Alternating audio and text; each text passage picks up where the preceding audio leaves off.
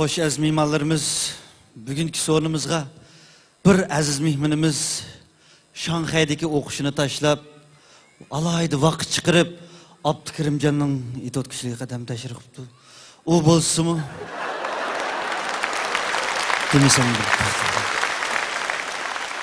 Xo'sh, sahnimizda ataqlı kompozitor, o't yurak naqshchi Mahmud Sulayman.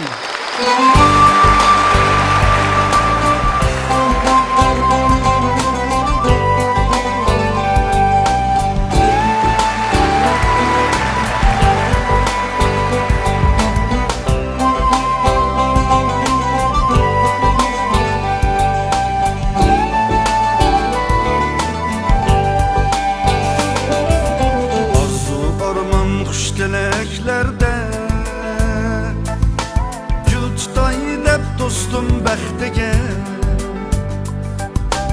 Arzu, arman, xuş diləklərdə Gül tutay dəb dostum bəxtəgə Vadirə-i xab oldum mən əcəb Külkə izləb miskin cümlümgə Vadirə-i xab oldum mən əcəb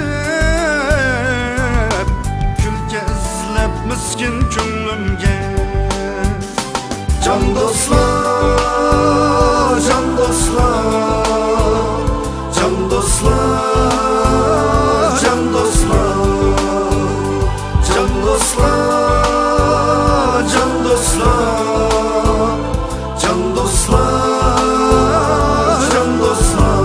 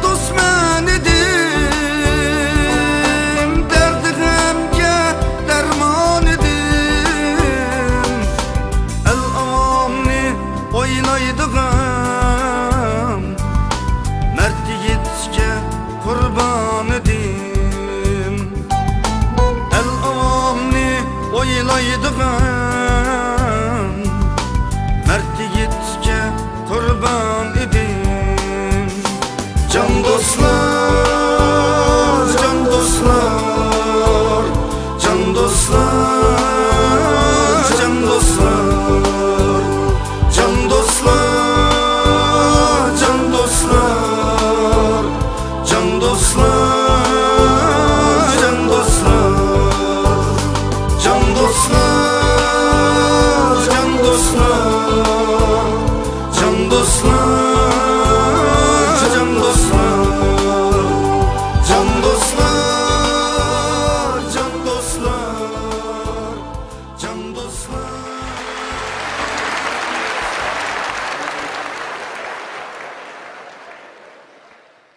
Assalamu alaikum.